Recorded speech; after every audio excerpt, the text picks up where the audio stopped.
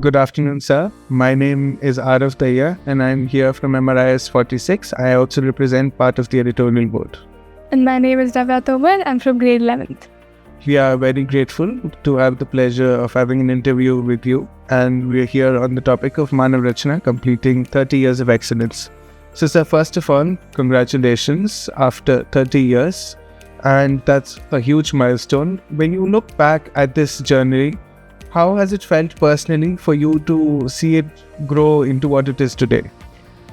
See, first of all, great having you here, and I think this is a great initiative. The way I've seen students getting groomed in our school's ecosystem as well as a higher education ecosystem. If I look at how this journey started 30 years back, and it was driven by our founders, Dr. O.P. Bhalla, who always believed in giving back to the society in a particular way, and his journey was like that. In his life, he started pretty small. He started from a small village, then moved on to doing his studies, and then he got into his own practice, and then he was instrumental in building maybe the first low-cost housing structure and a society, a cooperative society, which was even recognized at the international level. And he was one person who always believed that if you have to bring in any change, maybe education can be one driver, and that's what really sowed the seed of Manav Rachna actually coming on ground. And it was a very small start, and it was a very humble beginning with around 180 students with maybe a rented premise with which it started.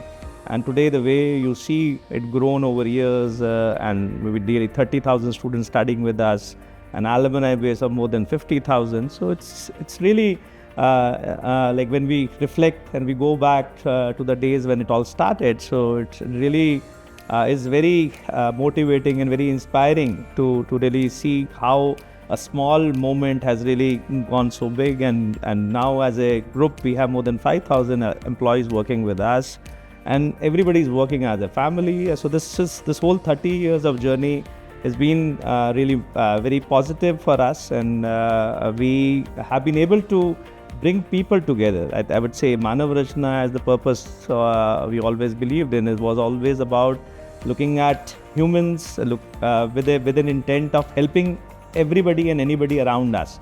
So I think that with that thought, this Manav Rachna was coined, and the purpose was through education bringing in that change and ensuring that as an outcome, any student who walks his or her journey through us, or any of the employee who is with us, should live the values that were always the seed was sown by the founder, and he always believed in it. And I think now maybe we lost him maybe 14 years back, and since then I think what we have been able to do well is institutionalize his learnings and ensuring that everybody lives the values that he meant for and he truly believed in, and we all are doing that bit well. That's what I can say, and anybody with us, whoever is either working, they all feel that they are Manav Rachna, so they feel that they are the ones who are sitting at the top. So I think that kind of environment we have been able to nurture, and I think that's what is the strength of what we've been able to build over 30 years. That truly is wonderful, sir.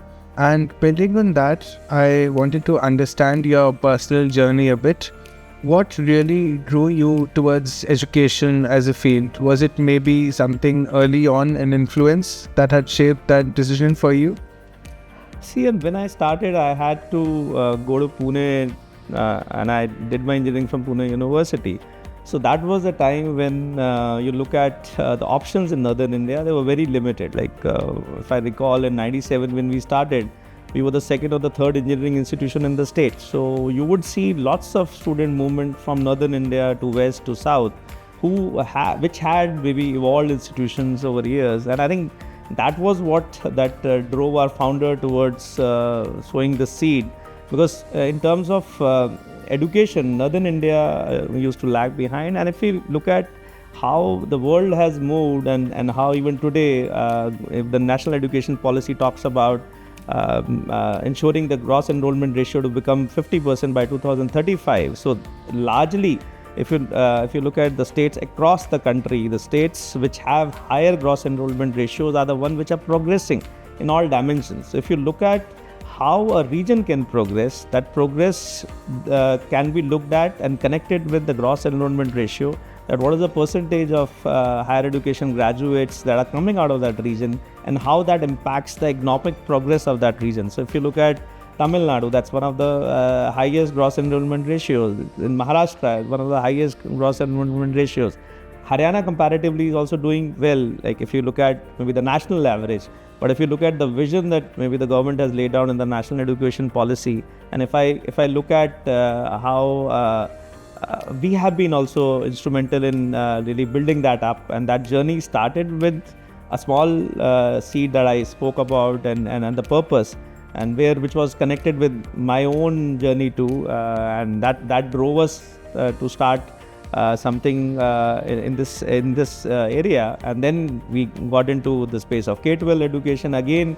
When we were looking at how things were happening in higher education, the father and our founder saw that gap in terms of the input that we were looking at coming in from schools, because generally if you look at in an Indian context, we had been always knowledge centric. So I think the approach of life skills, the integration of sports, the approach of how the delivery should happen on ground in terms of the outcome that has to be measured, rather than maybe having an approach of one size fits all, maybe a education model that would never be personalized. So I think that's what we've been able to do pretty well. And then this journey, when we brought in Kunskap School and also then the personalized learning approach, and now that is getting integrating into the Manav Rachna model. So all of that is something that we have been able to bring in as a unique proposition.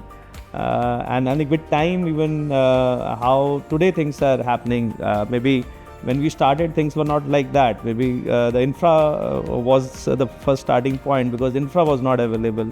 And gradually with time, once we had access, now quality is something that everybody is more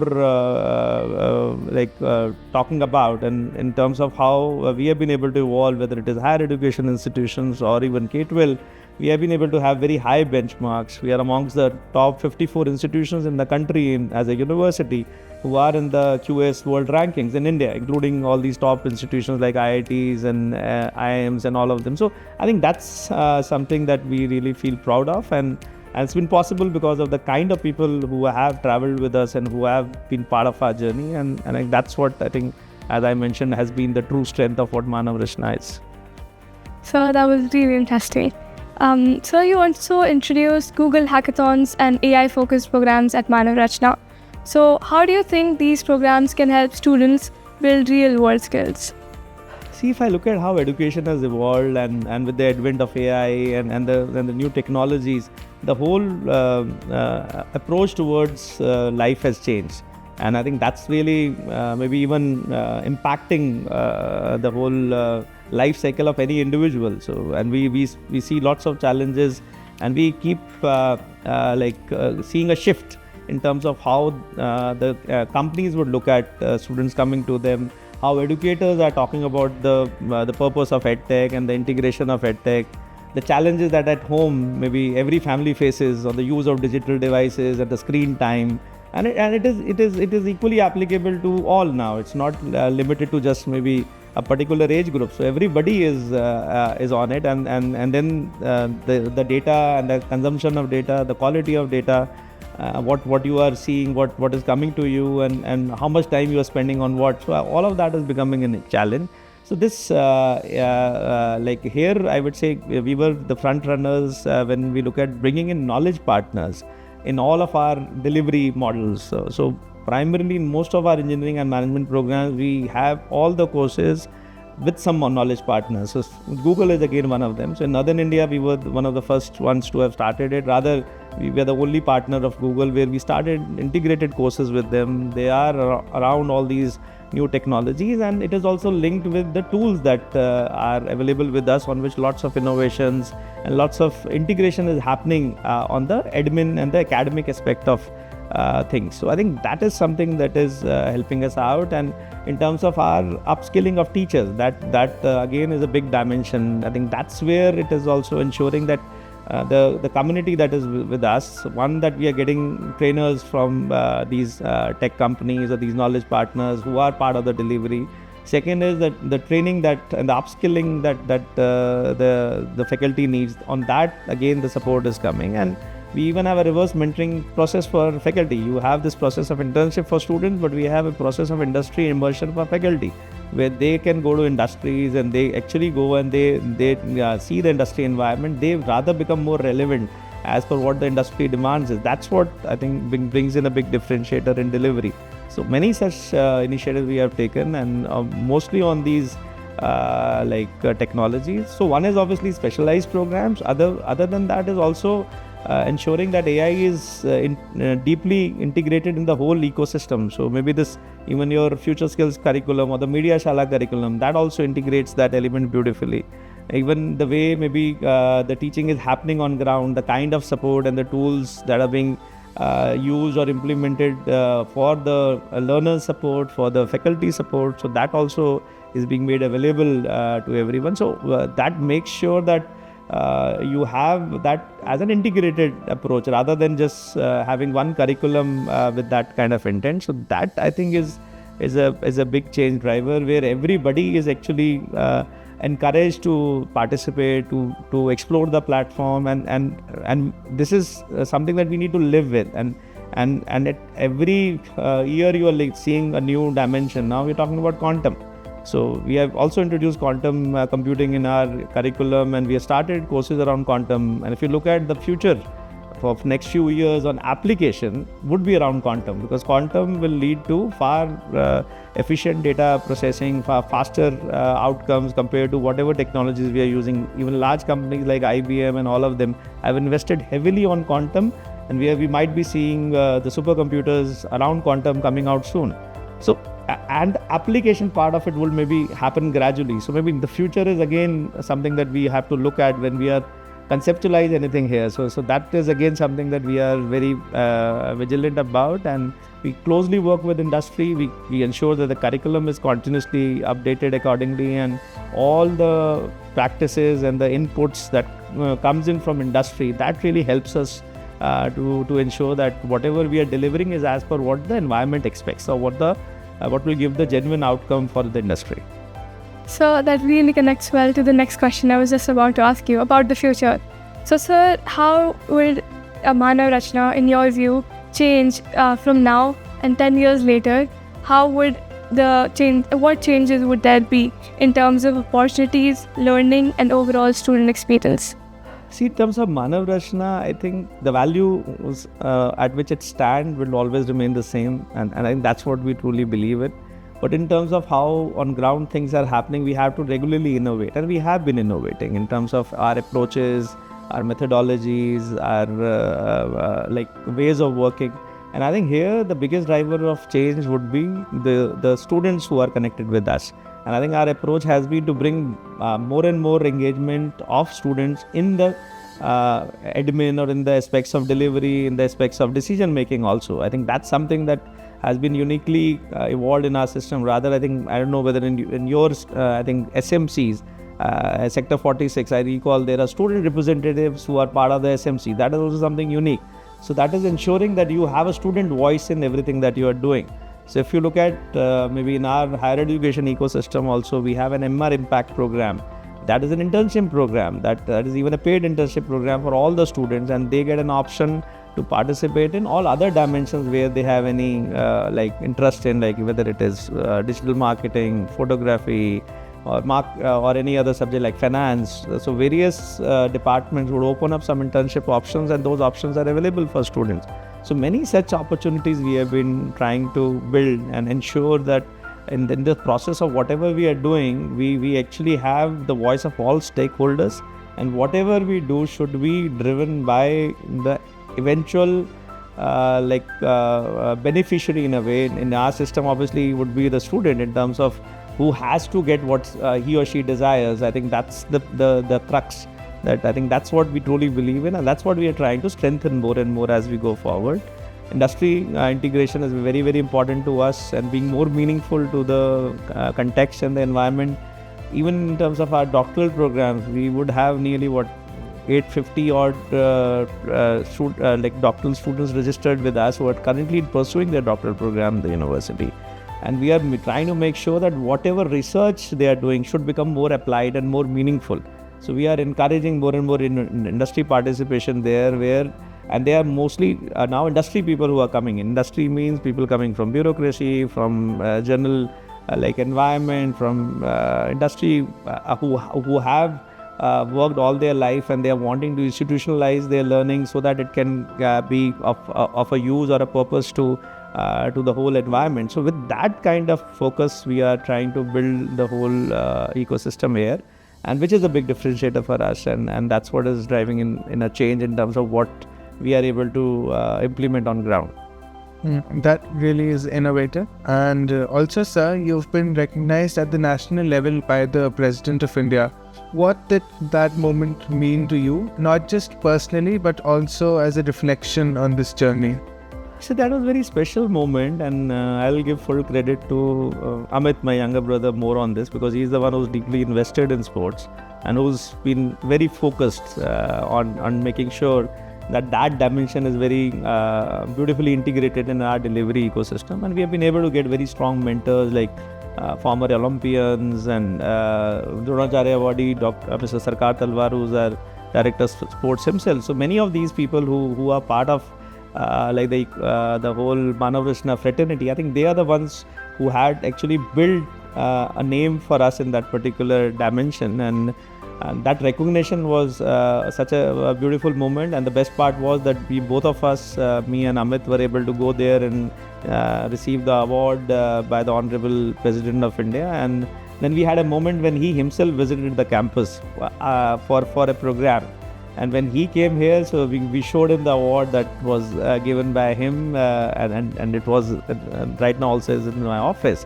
So that was a great moment, and he was very appreciative. We had some Law Justice Lahoti Memorial Lecture where he came to deliver the inaugural address here, and he was very appreciative of all the dimensions that Manav Rachna has been contributing in, obviously especially sports, which got recognized at that level. And we feel proud to see lots of our alumni really doing well, like Gagan Narang, who's the current Vice President of Indian Olympic Association, is our alumni. The former Olympian Shreyasi Singh, who's the current Sports Minister of Bihar, she is our alumni, and she was an Olympian himself. And Ranjan Sodhi, who's the Chief Mentor of Sports Program, I think he was the longest staying world champion for 5 years, and he's a Khel Ratna himself, who's the chief mentor of our sports program. So all of those things, when we see and we see that outcomes out of our alumni, so that is what really gives us that kind of special moment, and really we feel proud of what we've been able to do for the community, and how we've been able to, as Manav Rachna, really stand true to what we mean. So I think that's what I feel. And that moment, what you mentioned, was genuinely very special, and being there and being recognized at that level, and that was a proud moment for the whole Manav Rachna fraternity for sure. So that sounds like a really memorable moment. Another question I wanted to ask you is, in today's rapidly changing world, how can educational institutions help shape responsible global citizens? And what mindset and values should today's youth develop for the future? So I think that's what is the essence of Manav Rachna. So anybody who comes in this environment of ours sees that in practice, and in terms of how we are giving back to the community. We created a foundation in the name of our father, and how that is working parallelly, and we have the Karam Yogi clubs that are being formed in the school ecosystem also. So all of that, what is happening on ground is something that actually translates you as an individual in terms of what you become. So I think in the end, the values stay with you. Maybe in today's context, we talked about technology, and we've spoken about the changing dimensions. So and knowledge becoming more irrelevant, and the life skills component becoming much more important. I think all of it, what is weaved into the delivery system of Manav Rachna, really brings that out from every individual. Like in terms of whether a student would want to pursue his or her career in the field of media, or being an engineer, or maybe being an artist. All of those dimensions are beautifully supported. Sports you mentioned. So, and if you look at traditionally, always you would see discouragement from the family or from the school environment to get into sports. Rather, this is something that needs to be encouraged more, because in this today's context, when we spoke about the challenges with digital like inroads and invasion, what we can look at, or even with the younger grades, if most of the time you can look at maybe spending on the field and ensuring in that process your physical fitness also. So physical fitness is one, but I think sports rather brings in that kind of character which is very unique. In any such adversity, you really stand out, because as a sportsman you build yourself in that kind of approach, that any such challenge that comes in, you can be far more resilient than any other individual. So in the end, and in the kind of changing world we are living in, I think this resilience is much more important. The life skills element, wherein you need to be more aware of the whole doing things or on ground things in terms of not just trying to just take information and then not being able to implement on ground. And that's something that we have been able to really implement it pretty well even in our school's ecosystem. When you talk about the kind of facilities, the skills labs that we have, the Maker Shala program that is running, in some schools the Fashion Shala program that is running, where we have made sure that all what is needed in the current context of things, so we've been continuously evolving that. So our focus on innovation, on startups, and bringing that to the school ecosystem to make sure that that kind of culture gets evolved there, or that thought process evolves there at a very younger age. So I think those all things are important dimensions that we have been trying to build well. And that's what is, I think, needed in current context. We've seen sort of lots of challenges in the past, the COVID happening, now the war situation evolving, and that is impacting everyone. So which something that's not immediately around you, but something far away has really impacted all of us in terms of how you are doing things. So in this environment, I feel the strength lies in an individual himself or herself, how he or she is resilient enough. And I think an Indian population per se had shown this resilience in the COVID time. That's the reason we emerged far stronger after COVID than many other parts of the world, and we have rather risen out of that. So I think that element is something that I feel is very, very important, and that's something that we've been trying to implement on ground also. That truly is a wonderful outlook, sir. And as the president of the O.P. Bhalla Foundation, over the years you've promoted so many community welfare initiatives.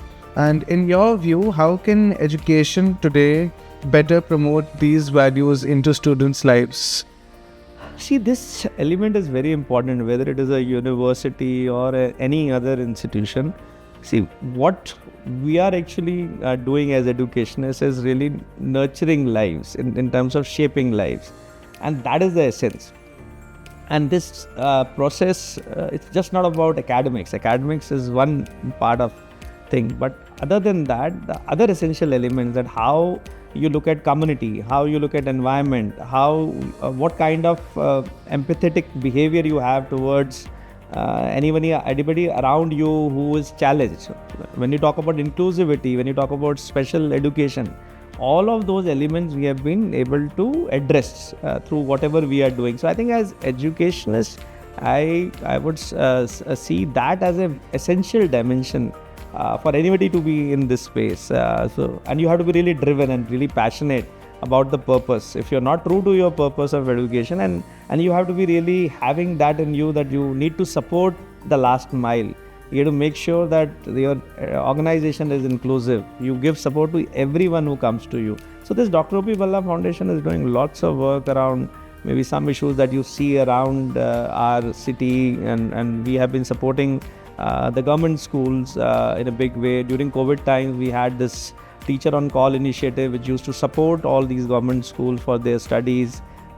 We have lots of initiatives around environment, there are initiatives around lots of SDGs that we work around, whether it is poverty or it is hunger, and some of the initiatives are linked to those kind of SDGs. Lots of social internship programs that the foundation runs, gets participation from the whole university ecosystem from across up north, and we see lots of students from different universities coming in and being part of those social internship programs of ours, because that gives them that kind of outcome what they truly believe in. So this foundation was created with the purpose, as I mentioned, of trying to institutionalize what he really meant for. So if there's a blood donation camps, so he was the pioneer in introducing the blood donation concept in this region. And rather, when we do it on his Remembrance Day, there's around 1800 to 2000 units of blood that get collected in one single day, and that's the peak shortage time for blood, because that's a time when you see dengue happening and all of it. So you, as an educational institutions, we rather have a far larger role than what is visible. As I mentioned, the gross enrollment ratio, how if that is improved, or that reaches a certain benchmark, and most of the developed countries have even 100% gross enrollment ratios. So if we really want to look at a 2047 Viksit Bharat vision of ours, and how do we want to achieve it, so the two strongest pillars are health and education. Rather, education is something, if we can really focus well and we are able to educate our youth, and if you are able to make sure that we are going to the last mile, and this inclusivity bit is again something which is very important for us, on which we try to work around, and inclusivity in all sense, and we've been working with various organizations like Organ India, working with Special Olympic Bharat, many of those platforms where we are trying to give them voice at the platforms, at the international platforms. So rather, some support that we gave, where maybe a team from a rural part of Haryana went in and they participated in Sweden in some competition, football competition. So all of those initiatives, what we have been trying to do are for the larger purpose, for the community development, and that's what our founder believed in, and that's what we are trying to carry forward. So moving forward from the innovation and values, I also think that global exposure has become increasingly important for students. So I'd like to understand how you view the global growing networking opportunities for students through the KidsMan program that you had mentioned earlier. See, this KidsMan program is just now, I won't say it's something very new. We started with Kunskap School 14 years back, and now we have created a global vehicle with them. And through this initiative, what we are intending to do, we are looking at the whole global south, where we are trying to grow the network, which is currently a 100 school network worldwide in currently 6 countries. And in India, again, we are scaling up with our licensing models and our partnership models with institutions. And the purpose is to share our best practices, to make sure that whatever are the international benchmarks and the way the world is moving, that can get imbibed in the whole delivery ecosystem of our country. So I think that's the essence. And in this, the whole process is more driven by the academic quality frameworks, support with the teacher training model, support with global exchanges, as you referred to. Global exchanges are very important. If you look at the university here, so we have around 145 number of collaborations, and many global pathways programs we are running with Kedge, with Monash, with Nottingham, and with Queen's Mary, and many such universities. So there are multiple pathway programs that are being run in higher education. In schools, this KidsMan program will also ensure that with this network of schools, you will get that kind of global exchange opportunities. Many of such things are already happening, like many such exchanges, cultural exchanges we've been doing through touring scheme of UK, and I think nearly 200 plus students in the last 1.5 years have come to university from UK under this exchange scheme. Now one delegation from Cardiff is also expected under exchange program. So lots of such initiatives are happening. Even on the capacity development side, we are working closely with Bhutanese government for their capacity development initiatives for their school leaders. So that is something again going in for last 1.5-2 years. Our Center for Advanced Leadership is working on that, and that's something that is very unique to what Manav Rachna is offering to the environment. So our focus is trying to look at maybe a 360-degree approach of support, whether it is students, whether it is our faculty upskilling, working on lots of capacity development initiatives. We've been working with initiatives for Capacity Commission of India, also working with state governments on many such initiatives, even in the new work around National Quantum Mission for the and the state quantum mission. We are working closely with the government to build up strategies and structures around that. So we are trying to do our bit wherever we can, and the whole purpose is largely driven by the founder's vision of amplifying what we have done and what we have achieved to the larger group, to the whole of environment wherever we can take it. So that's what we have been driven by. Yeah, this program really does provide great opportunities in exposure. And as each graduating batch steps into the wider world after grade 12, what message or advice would you give them to, navigate this road ahead with confidence and purpose?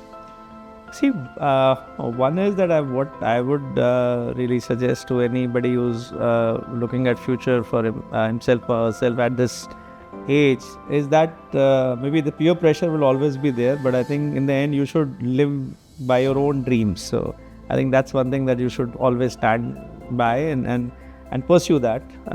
And one challenge definitely we see in Indian context is that mostly parents also had in the past been more pushing their own aspirations on the kids, and somewhere that also I feel had been a challenge in the past in terms of the kind of approach anyone would have towards decision making. So I think that's something that needs to be addressed well. And second, I think the essence is that whatever you get into, you should give your full there, and in terms of the kind of